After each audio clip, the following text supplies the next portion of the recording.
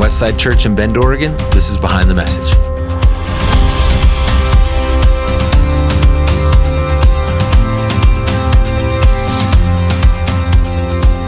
In this podcast, we take you behind what we teach here at Westside. I'm Ben Fleming. I'm Evan Yorker, and we just did one of these seconds ago. I was laughing because I forget we're on video, and so I said that first bit, and then I just stared straight up at the ceiling. We're on. Yeah, we're on right now. Video. It's time to be cameras, on. Yeah. Oh my gosh! What in the world? And the big thumbs down. I don't. Yeah. People can see you, Ben. Chill out. I really kind of want to record the couple bits, the minutes before we actually jump into here. Yeah. For instance, you playing that Unsolved Mysteries sound just a second ago. That was very eerie.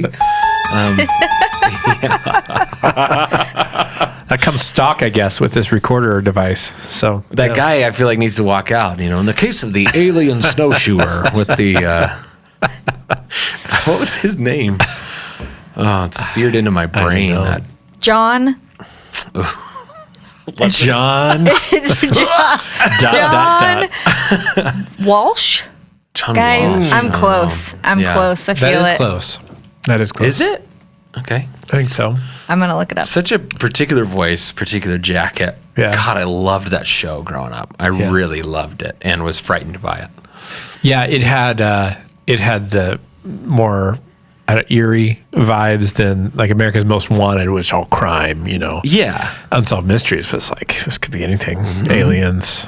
Yeah. And the, Most Wanted was like, we're the good guys and we're going to find the bad guys together. Yeah. And then the other one was like, the world is kind of uncontrollable, right? Who knows? Flying saucers, anything goes. There was so much we didn't know in the early 90s. Guys, the host name was Robert Stack. Okay, Robert Stack. You were not close at all. John Walsh. So close. Just knocking on the door. Oh man. People screaming at their speakers right now, being like, John Walsh? No I have no way. idea where that came from. Speaking of the early 90s, we all three with our spouses went to Seinfeld this week. Yes, we Came did. to town. Obviously an iconic comedian. And it was great, right? Yes. I thought he did great. I shouldn't say did great. surprising. Obviously, he's an icon. But when you're that famous, you can kind of phone it in. Mm-hmm. And so I was worried he would do that, but he didn't. And the environment, the amphitheater is not made for comedians. Like No. if you've gone and watched stand-up, usually you're in a room that maxes out at 100. It's dark. The ceilings are low. And there's a small stage with a single spotlight. And this is a ginormous concert. Thousands of people spread out on the grass. Like it's not a funny vibe. So I was worried for him. I don't know if he knew what he was getting into, Yeah. and he was great. Really funny. Energy was good. The whole High way. energy. Like high energy. The dude is 71. I know because of the show, I think we all think of him permanently at like 43 years old. Mm-hmm. He's 71 and he did an hour and 20 minutes. Yeah. And the energy was like high the entire way through. It's impressive. Has he I'll tell always you. done his sets that high energy? Like I had like CDs and stuff of his early stuff. I don't remember that almost like breathless, no, you gotta come get it, kind of a thing that he did. That was a good impression. He did it a lot. He did, and it was windy, and so he's wearing a suit and tie, and the suit's like flapping in the wind, and he's that pace, and it was a thing to behold. I don't know why I was so worried about him, but I was like, hey man, this is going to be a long set. You got to save some energy. He knows what he's doing. Clearly, he doesn't need my input. Yeah. And it was really great. It was a fun night. You guys both watched the show? Oh yes. Yeah? Born and raised on it. Yeah. Oh, Seinfeld, the show. Yeah, the show. I was like, we were all there, Ben. Yeah. I don't. I've watched episodes as an adult, probably most of them. Yeah. But I never watched all the way through, and we were all pretty young when it was airing. So Yeah. It was one of the things, I watched a fair amount of sports. We only got 2 channels when Seinfeld was really going. We got NBC and then we got ABC if you climbed up on the roof and adjusted the antenna. And that was kind of the only choices. And so Seinfeld was one of the only things that was fairly regular in my house that wasn't necessarily connected to church, school, or sports programming. It was just one of the only things that kind of popped out. And I remembered really loving that 30 minutes, wanting to be at home for it, wanting to stay up for it if it was on later. It was one of those kind of few things that popped out, and I attached myself to it really early on. Yeah.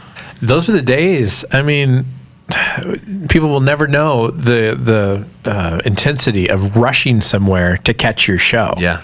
And that was like what you had to do. It was like, we gotta get across town quick. It's starting, like.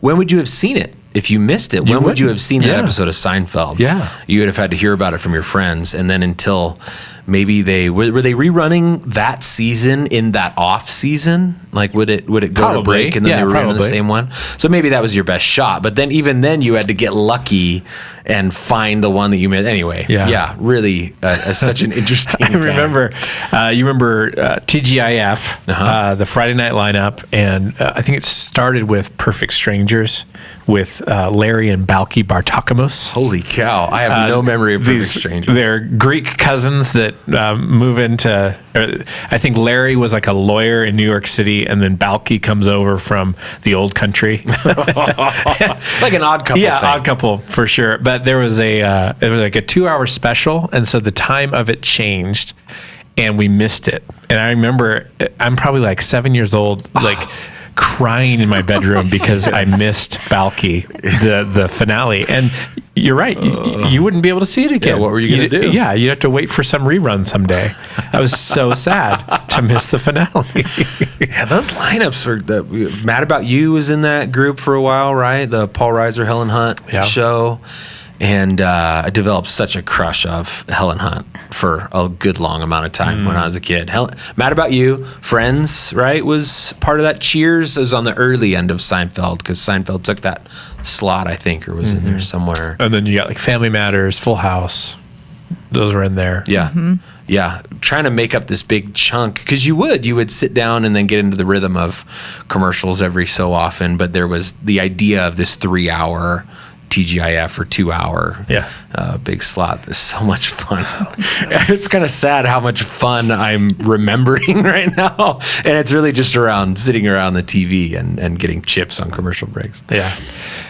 We don't have that thing now where everyone watches the same thing, you all have your own streaming things and sometimes they cross over. But back in the day, it was like everyone had seen fill in the blank on the TV. Yeah, it takes so much to... the closest one I think that I've experienced is that... oh my gosh, I can't even think of the it now. Coldplay show with the Jumbotron. That's the first time in years that the whole nation has seen the same That is thing. uniting America. No, what's the Ben Stiller Apple TV show that we're all Severance? watching? Severance. Yeah. I feel like you can have a conversation about Severance with just about anybody. But that's one of the only things I can think of. Yeah. Nobody's touching everything. If only we could bring back Unsolved Mysteries. With John, it's still around. John Walsh. It's still around? Yes, I think it's still around with I bet a new it's not host. as good. I bet it's not as good. There's no way. Yeah, Or it's just not a scarier. chance. That's the source of my anxiety, I'm convinced. Well, it doesn't help that we can just Google stuff while we're watching and be like, well, what about this? Because in the 90s, it was like, this is the greatest truth. It's whatever Robert Stack's saying Yeah, right now. and if you had a question, you'd be like, I'll go consult my Encyclopedia Britannica collection. But we're still paying on it. It's $130 a month forever. And we have a whole bookshelf. Or consult your whole bookcase. family, who's probably got their own crazy stories about something they saw in the woods one time. That's true. They're just feeding into your fear. That is true. We have our own big questions for a fantastic transition that I just That was- made into Perfect the segue. material. I was looking for a moment to pivot, and man, you just did it without the moment. You created the moment. I know, Good job. I know, I That was just great. made it. I like this series. Yeah, this is the second year we've done this. Second summer in a row? Is that right? I don't think we called it Big Questions last year, actually, Same idea. but same idea. Yeah. Why do you think this hits with people?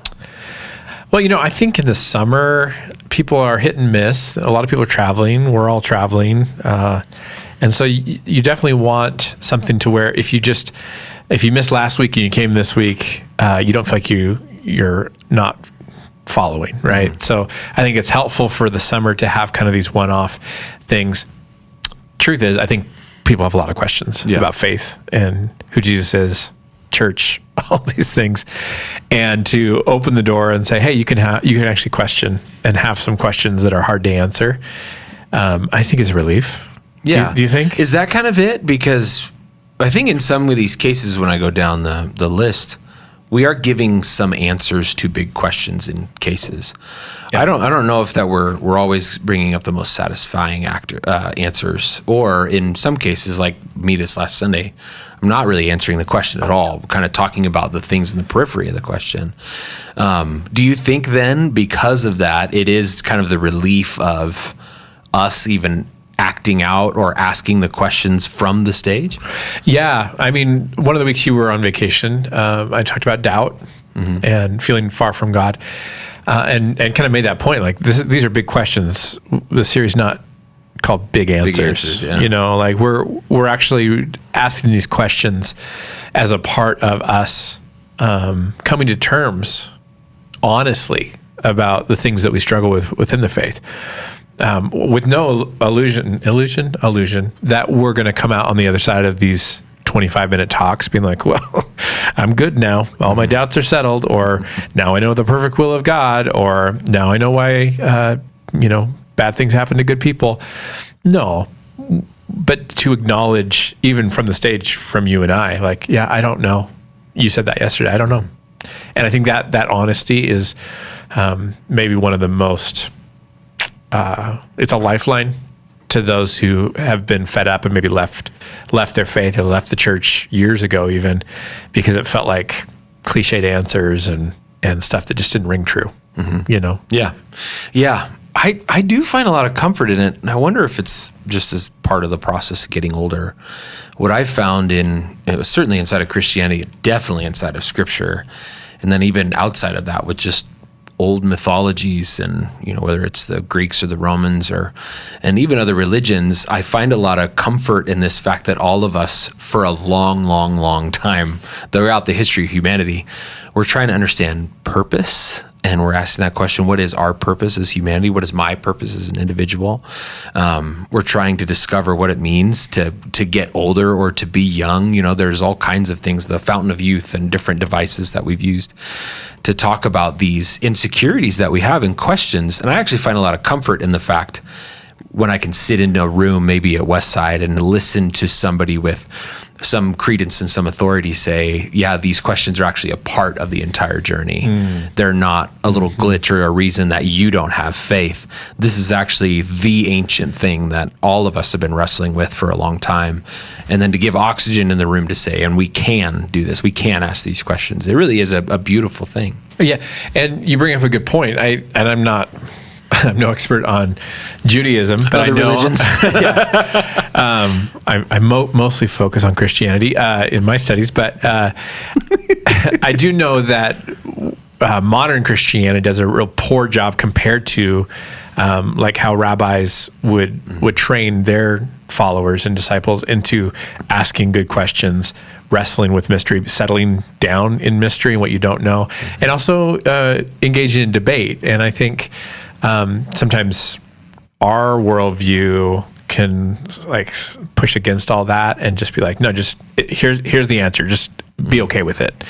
And I think we're wired in a way where to sit in the waters of uncertainty and not that we don't know anything that we believe. I'm not saying that at all, but to not feel like we can't be honest when doubts arise or when we don't feel like we have the answers.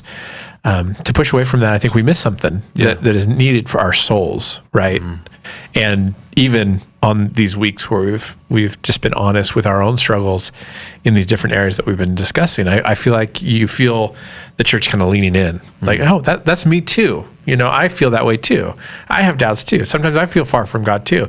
Pastor Steve was back a couple weeks ago, and he talked about in their sorrow and grief, there was a season where they stopped praying just because they just felt like, does it even matter? And I think that kind of honesty, man, what a relief for somebody also walking through grief, wondering if God is listening, to just know like they're not alone in their wondering. And what Steve does really well too is he speaks honestly about that moment of we just stopped praying because it didn't feel worth it. And he doesn't say, and so because I've been through all that, let me save you all the trouble and the hard time. You have to keep praying. He actually invites you into that season with him too. Like some of you going through deep grief and sorrow. welcome into this place where you feel like prayer is a waste of your time, and then also welcome into the next step from that, and then welcome back into a life of prayer and relationship. Just understanding, again, part of the honesty is that, we're going to walk through these seasons of doubt, and your and I's job as leaders of Westside Church isn't to just rip people out of those seasons and places as quickly as possible through inspiration and laughter and whatever. Sometimes instead it's about to sit with people in those places as they slowly make their way further in some cases, and out. And that's a relief too. Again, it's kind of giving us, it's putting us in our places and positions that I think we actually belong along with Jesus. There's a reason I think that Paul, a few times in Scripture, uses the hope of Jesus as an anchor for the soul. The anchor is the only thing that is sitting on the bottom beneath all of the chaos, unmovable. But if we are the people in the boat that are anchored to Jesus, that doesn't mean the waves still aren't crashing and there isn't weather and there's uncertainty and we're moving up on the deck of this entire thing. The anchor is the thing that we do feel like we have an answer with. That is the cornerstone of our faith that is secure and immovable. But it doesn't mean the rest of it doesn't shake us up or wonder what's going to happen next. Yeah. A great picture of this in the Gospels is John 11, where Lazarus has died. And it's not long, right? It's like 30 verses or something. But we see so clearly how, Jesus doesn't fix the problem before it happens. Lazarus dies. He shows up to frustration, doubt, and questioning of his care from Martha. And then rather than saying, no, stop crying, everybody stop crying, I'm here, and check out what's going to happen. He doesn't do any of that. He says this very mysterious, for us, we like to think we understand it. For them, it was very mysterious, where he says, I'm the resurrection and the life. And then he cries after that.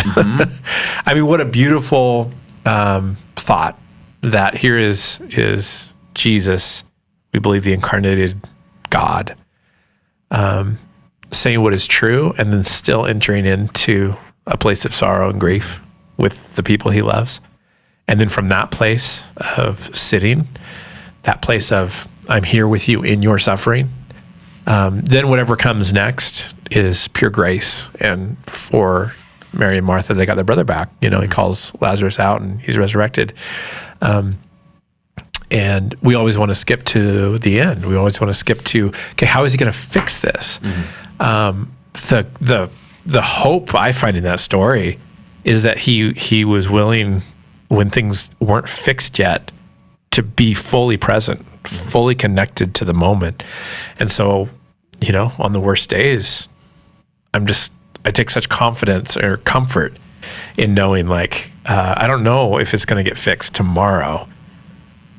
But man, it's so good to know that Jesus is here with me in this, and not superficially or just, hey, cheer up, Evan, it's going to be okay because I'm here. No, he's here weeping with those who weep. And I think to try to sidestep that in our own lives, to sidestep the doubt, sidestep the questions or the sorrow or the suffering, sometimes removes us from the place that Jesus is waiting for us, and he meets us. He meets us in the suffering and the hard spots. I think that's the promise of the Jesus of the Gospels, and we've turned it sometimes. I don't always want to be negative on prosperity people, but it's easy to be negative because I think it's pretty bad theology. But this idea of Jesus only meets us when we get our boat and and our paycheck doubles. I don't know where that Jesus is in my Bible, but I see one that is acquainted with sorrows and meets us in our suffering. Right? Jesus has a stomach for the process that I don't know that all of us have. Yeah. Right? It's even what you're saying about the story of Lazarus, and I believe earlier in that text, you find out that he heard a little bit earlier. Right? They sent a message to him. And then he waits another days. day. Yeah. And he doesn't grab his stuff and any of us would. So-and-so, the one that you love or your friend or your family is about to die or might die. We would get on the flight and we would get in the car and we would go. And Jesus doesn't run, he doesn't sprint, he doesn't grab his things, he doesn't sound the alarm, he doesn't rush off, which of course is the reason for Mary and Martha's frustration when he shows up. So, well, if you would have been here, then things probably would have ended up different. But now he's been dead. He's been dead 3 days. He's actually gone beyond anything.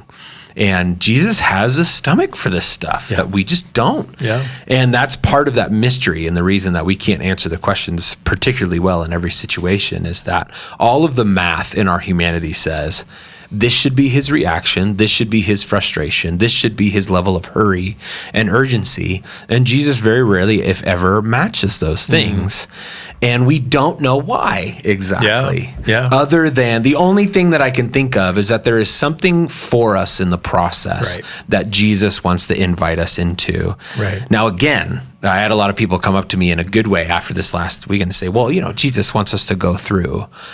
He wants us to learn and to understand, to be formed, which is all things that we believe, right? And I'm like, yeah, but why can't we just throw all that out too? I mean, just form us like that, make it instantaneous. There's something in here though, that God clearly finds value in us experiencing. And I don't know why. And the I don't know, it's not a modern invention. We've gotten somehow so far away from the core of our faith that now we don't know, but because we're missing out. And you go all the way back, and the mark of people following Jesus oftentimes is uncertainty in their faith. And another example, John the Baptist, when he's in prison and Jesus hears word of it, and then this is really interesting in the text, once he hears that John has been arrested, he doesn't move closer to where John's at to try to do something. He goes further away from it, as if to be like, I'm not going to end up there, so I'm out with it. And so him and his disciples go further away from, and John's like, what the heck? And in that same passage, Jesus is like, there's no one greater born to women than John. So he's like, both saying this guy's the best of the best. And then the obvious question would be, Jesus, are you going to break him out? Yeah, right. And Jesus basically says, nope, I'm not. Put some mileage between us. But encourage him. Let him know that I'm legit. The blind see, the deaf hear. And then he says this phrase. He says, and blessed are those who don't stumble because of me. And so he's like inviting us into this trust in a way that he knows is going to be really hard. It's not a trust that says, trust in me and you're going to get everything you ever wanted and dreamed of. And he says, blessed are those who follow after me. And when it gets so confusing and hard because I don't do what you think I should, blessed are you if you don't stumble on that. I'm going to trip you up. That's basically what he's saying. I'm going to trip you up just like I'm tripping John up right now. Right. And that's the invitation of faith. So of course we have big questions. Yeah. But will we stumble over Jesus in the process, or will we throw ourselves into this? Right? Yeah, it's really good. Did you guys have a favorite big question? I'll run through the list real quick. How good is good enough? The idea that can we reach this point where finally we've paid enough penance, or we've repented enough, or we've become good enough in order to call it finally good? Can I find peace in an anxious world? What is God's will? Can I have doubts? Does God actually answer prayer? And why doesn't God fix the world? Any one of those particular conversations jump out to you as a favorite, so to speak? I liked Does God Answer Prayer? I think that's a tricky one for anyone who's walked with Jesus for a while, because you've seen a lot, you've experienced a lot. The longer we live, I think the more loss and disappointments we experience, and that can be challenging as someone in the faith who is taught prayer is important and that God answers prayer. And you read scripture, even some of the scriptures Steve spoke about, keep asking, keep seeking, keep knocking. And I know lots of people who have done that for a really long time, and their prayers were not answered. And so I think it's important to acknowledge and to talk about, and not, kind of how you guys said at the beginning, not just gloss over it with cliche answers. And I think to talk about it and acknowledge it and work through it together as a community, even if we don't answer that question right on the nose. I think it's important. Great call having Steve for that one, by the way. That's, he continues to masterfully discuss that process. And, it's a weird thing to say. Steve's experience in prayer and grief and loss has led him to this really like expert level understanding of those things. And it's heartbreaking to watch him teach through those things again. And it's also one of the greatest gifts I feel like we've received in our leadership is to watch him again talk through those things. And it's evidenced by the reaction. It's evidenced by the Instagram numbers when we post a clip. He is so connected in that topic. And it's really worth the time to listen and listen again on that. He does a great job. Yeah. And I'm always concerned, we don't want to make everything so heavy that all of our weekends are about grief or something. Yet it comes up because I think that is the life that everyone lives. If you never talk about struggles or difficulty, like it just becomes a weird positivity exercise. But I do feel like although these topics came up a lot in this year, I didn't feel like it was overly heavy or that we were, just kind of bringing people so far down. I feel like there's a way to do this, I guess, maybe where we can be honest and talk about it all together. And I think the last message that you gave this past week is a good example of that. You're talking about the beauty of life and the time with your family around board games and doing this wedding up on Mount Hood and just the beauty of that juxtaposed to the terrible parts of the world and life and death and all this stuff. But it's not one or the other. Like this is the whole picture of what we walk through as humans, right? And that is the trick for us as a speaker. I even think about that introduction and I bring in these beautiful moments that I've seen as a little bit of a palate cleanser for what I'm about to talk about so that we don't just immediately dive into the deepest waters. And that's the trick for us in this life, right? You don't breeze past the beautiful moments and ignore laughter because it is the greatest thing in the world. And we're also not ignorant enough to believe, any of us, that we can avoid the struggle, whatever that looks like for us. And some might look like greater struggle or grief than others, but all of us will encounter and discover that. And so, it's a public speaking challenge, and it's also maybe even at a meta level, like a perfect example of what we're actively walking through as human beings. Yeah, and you do a great job in it. Just it's speaking chops, I think, not to be too self-congratulatory, which I've heard that we used to be much more on this podcast, so we're trying to avoid that. Have we? Have we done that? Who gave that feedback? Okay.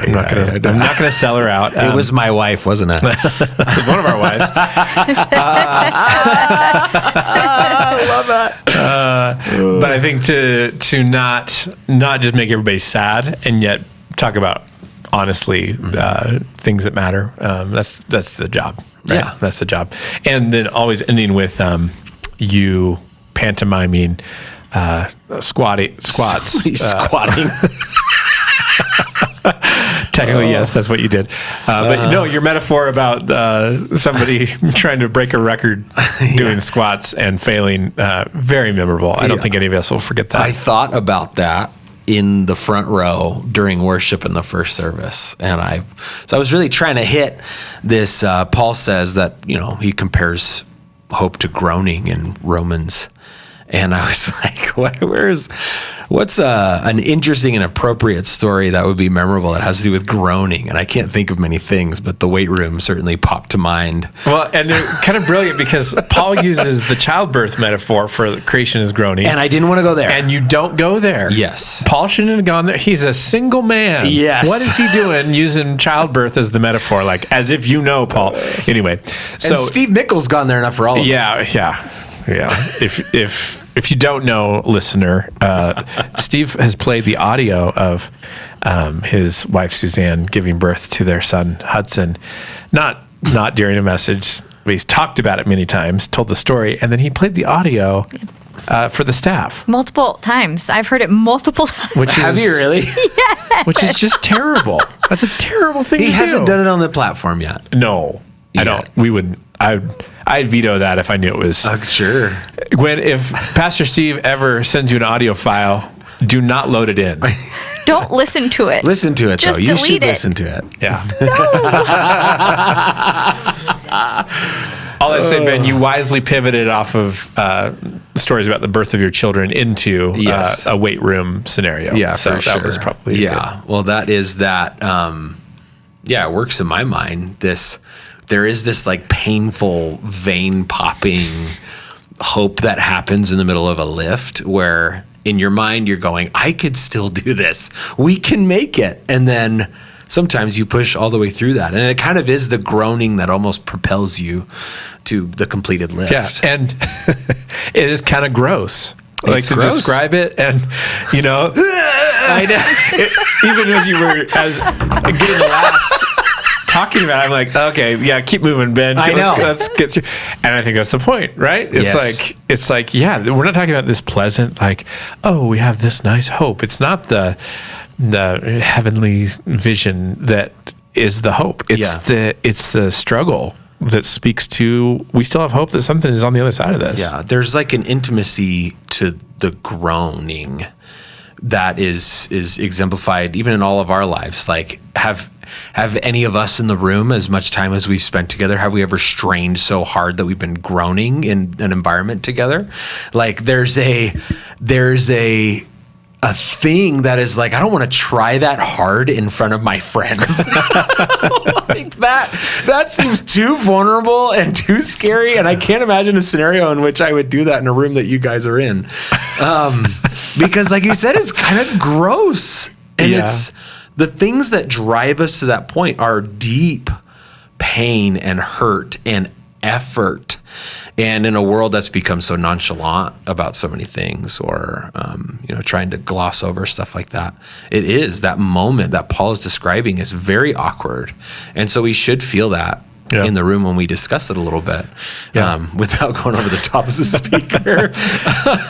It reminds me of I've heard these wild families where if one of the women in the family is going to have a baby, like the whole family is in the room. Have you heard? Like people do this. Yeah. I know people do that. In-laws and like siblings, and I'm like, what are you talking about? Yeah, that's absurd. I try to get out of the room every time I had a child, but it's not cool anymore. You can't sit outside and wait with your golfing buddies. I guess that's not cool anymore. I get that. It's frowned upon. But to have like extended family for in the room, like it speaks to that idea of like this is an awkward vulnerability that looks towards in hope what is next, and you feel that, I guess, in when you talk about the state of the world, and like there's so much tension and dissonance in the world that we exist in, and to frame that as these are the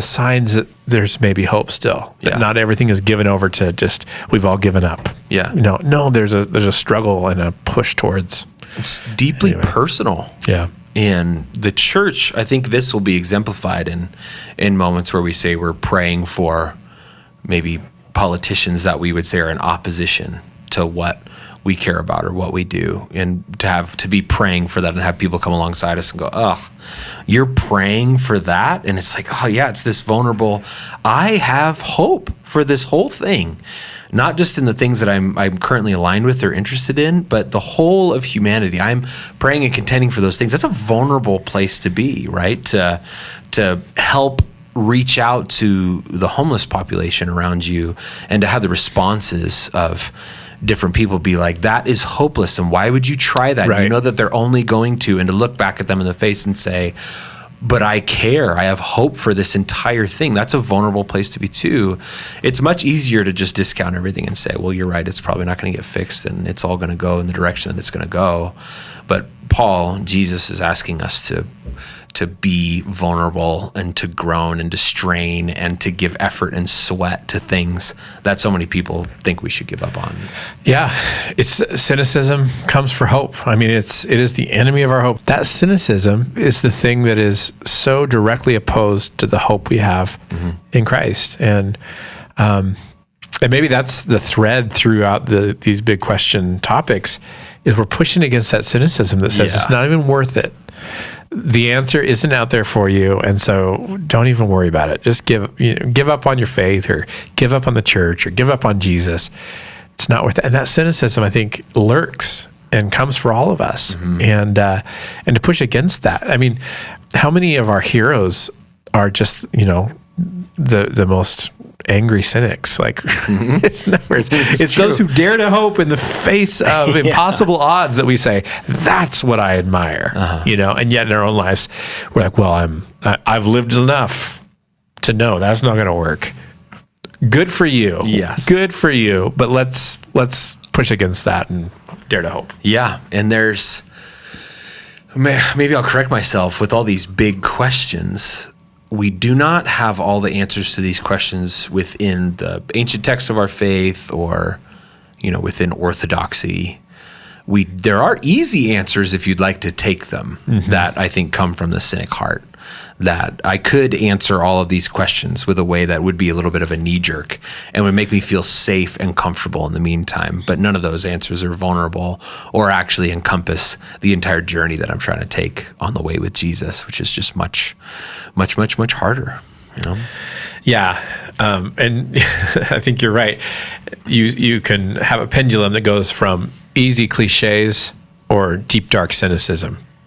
And if you grew up in one, maybe you swing to the other. Totally. And again, not that right in the middle is the way. I'm just saying it's probably not either of those things. It's not the bumper sticker Christianity, and it's not giving up because the world is a deep, dark place and we don't know where God is in it. Somewhere else is the voice of Jesus, calling to the disciples on the side of the lake and saying, come follow me. It's so true. I grew up with the cliches. Yeah. And so I found a ton of comfort in the deep, dark cynicism because I didn't know necessarily that the cynicism was correct. It just felt at least more honest to me. And so now I naturally will kind of trend toward that thing until Jesus calls me out. And I don't swing all the way back into just cliches, but to find that answer that, isn't necessarily in the middle. Sometimes it's a 3-dimensional puzzle, right? It's not just right or left. It's up and to the right and back and to the left a little bit. Right. The answer is a little bit more difficult to discover and plot.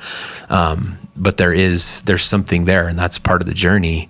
So maybe whoever you are that's listening to this and you feel yourself swinging from one side to the other, that's part of the process too. But I agree with you. Neither of those destinations is your final one. And I think I relate so much in the story of Zacchaeus to Zacchaeus, who's, I might get it wrong, but he's a Jew who then goes to work as a tax collector for Rome, which speaks to cynicism, right? Yes. You're like, you know what? I'm gonna be out for myself and get what I got. However this goes, I need to get paid. Yeah, right. And so he lives this life very successful, corrupt, takes from the people, and so you see him probably exemplify this swing from probably devout as a little kid all the way over into cynic. And yet then Jesus comes to town, and there's something so compelling about the presence of Jesus in town that like he seeks out this hope just to see him. Like it's almost like this thing that resonates in me of like, I'm cynical. I don't even know. I'm just kind of going to figure this out on my own because I don't even know where God is in all this. But then Jesus is in my street, and I got to know, like, is there something to this? And then when he makes this movement to see Jesus like changes everything, and it's like this radical encounter precipitated by this cynic saying, I don't know, but maybe I got to see it for myself. And I think that's the invitation for all of us who tend towards cynicism. That's really interesting. I never thought of Zacchaeus as a cynic. You're completely right. So many of the stories are about broken people that are so clearly broken and know they're broken and they're outcasts, which is a beautiful part of the story. But it's blind people and it's lepers, and they come to Jesus, and the storyline is clear. I wonder how many cynics come to Jesus and then have that kind of conversion moment where they see the light through his teaching, or even just his friendliness and his relationship and hospitality. I wonder how many times that happens. Does that happen in other moments? Maybe Martha is a little bit of a cynic. Yeah. I could see that. Yeah. They're there, even the John story, he kind of becomes a cynic after who knows how long, is it a year in a hole in the ground in the desert? He's like, I don't know about this Jesus guy. I thought he was the one. I'm not sure. So, it's there for sure. But yeah, the Zacchaeus one. I would just hope when I get to that point of just immersing myself in a cynical mindset, that something is sparked or invited back to take another look at Jesus. And I hope that's true for lots of people who maybe are giving this whole faith thing or church thing one more shot, or they're about to peace out and they're in our seats or they're around this community. I hope that feels like Jesus passing by, not because of us, but because we're inviting him to do that. Yeah, we don't want to be too self-congratulatory on this podcast. But, as we have been. Maybe those, even today, we have that. We're so awesome. Barb's still listening, though. That's all we need. Maybe that's an interesting, I don't know, teaching series or something that we could do in the future. We'll highlight some of those, the cynics in the crowd. It might be a particularly Western way to communicate to the people that we have that we're trying to reach. Of course, all of Scripture is relatable, but that is something I don't think that we've ever attacked in that angle. That's really profound. Yeah, and Paul, you could do John, Paul. Now I'm just saying the Beatles' names. Martha, John, Martha Paul, was a Beatle. Martha, Zacchaeus. So many good stories of like these people that just had their doubts and kind of needed Thomas. That's all in there, but.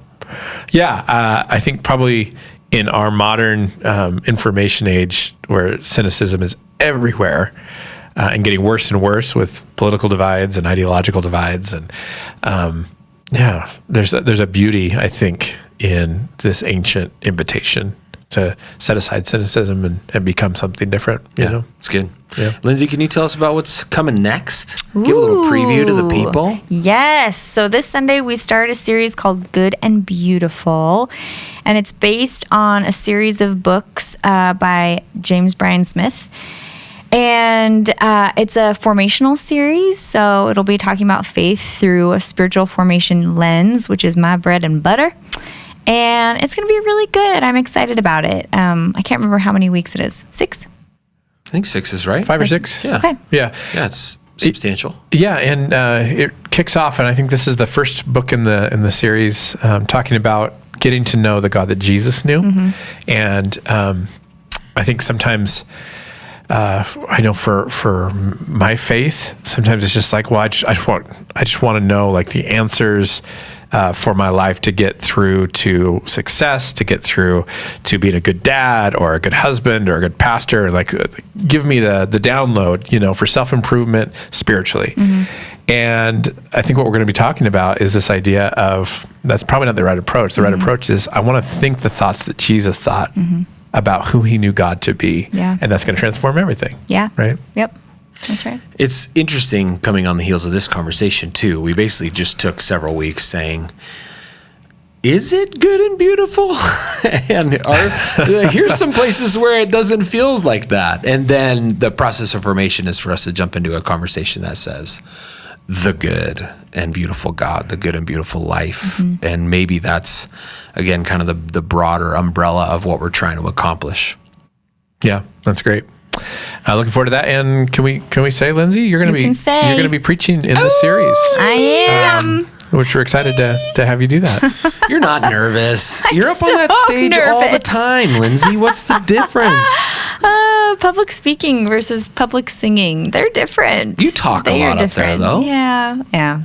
It'll be great. I'm an excited nervous. Yeah. Not a scared nervous. So, yeah. You're going to do great. Will you do song breaks since you have the skill I set? was planning on singing my message if that was. that'd be great. If that's okay. Okay, JK. now I am scared, actually. That is scary. Could you do it like hip hop, Lin-Manuel Miranda style? Oh, my gosh. Tell the whole story, 25 Spoken minutes, word. all spoken word. Yeah. Would that come off like Hamilton or more like Carmen? Carmen, 100%. Yeah, probably Carmen. Oh, please say Hamilton. I'm too white. That's awesome. Oh, you're going to do great. Yeah, it's going to be a great series. It's we try to take all these different perspectives on formation, right? Which is kind of the idea, and this is the newest installment in that. And perspective. Sometimes the framework seems to make it. Like I can read through these books that we're going to preach through and talk through, and it sounds like it echoes something that we've taught or learned or done before in a lot of ways.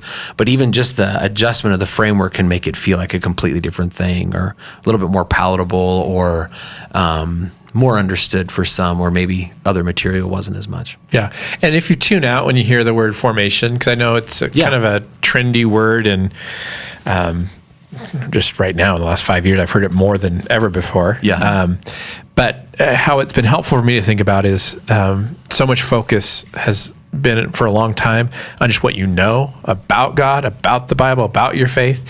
Formation just says, who are you becoming in Christ? And such an important distinction. We want to know, we want the knowledge, but we also have to be becoming. We have to become something, and formation speaks to the becoming, not just the knowing. And so I think it's so necessary to keep circling back around these topics. Well, there you go. There's the framework shift right there. I'm just going to use that on Sunday.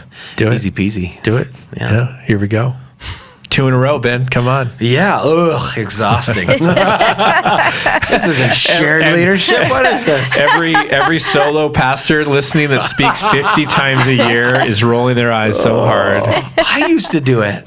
When I led young adults. Yeah, you preach every week. Preached probably 48 of the weeks. That's insane. That's a lot. None of those could have been good, right? They must have been bad. That's what you got to figure. Like, your content can't keep up, and I think this is you have to pivot into just like really long series, or let's go verse by verse through it, because trying to come up with standalone, 50 standalone home run type messages. Good luck. I don't know who can do that. No, and it's no mistake that I got a few weeks vacation. I came back and then I preached on Sunday, and I was like, I felt pretty good about that, actually, compared to a lot. And I was like, well, of course. I had a little bit of a break, took some time off. I finished my sentences. That was awesome. I don't always do that. That's good. That's good. Okay.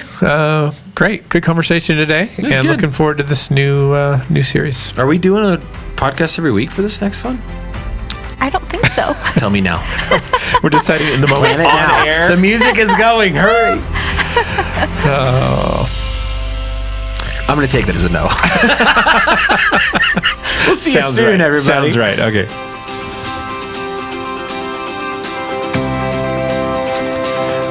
There's 18 seconds left in this outro, so we should just keep talking. Well, I was relying on you for that. I ran out of things to say. Favorite Unsolved Mysteries episode? Ooh, good question. Do you ever watch Ancient Aliens? Yes.